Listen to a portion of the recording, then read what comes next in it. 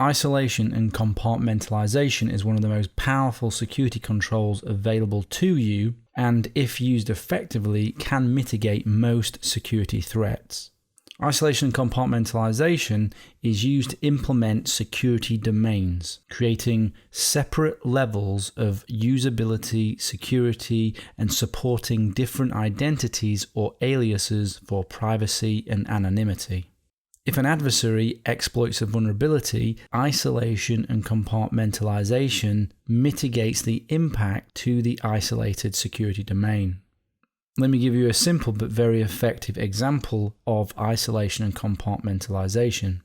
Using a virtual machine guest to browse the web. If the virtual machine guest browser is compromised, because of the isolation and compartmentalization, the host system is protected from compromise. The impact is reduced or possibly completely mitigated. With isolation and compartmentalization, you get to control the attack. In this section, I'm going to go through a number of best methods to implement security domains through isolation and compartmentalization.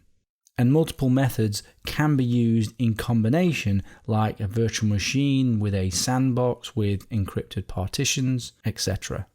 You need to consider what sort of security domains you might need. This will be based on your personal risk, consequences, and your adversary and threat model. You want to isolate and compartmentalize your assets, the things that you care about, and those applications that interact with untrusted sources like the internet, your browser, an email client, for example. We won't go through all methods of isolation and compartmentalization as there are so many, but I will run through the best and also cover more general methods so you can design your own isolation and compartmentalization when needed. You will see that many of the controls in the course will use the principle of isolation and compartmentalization.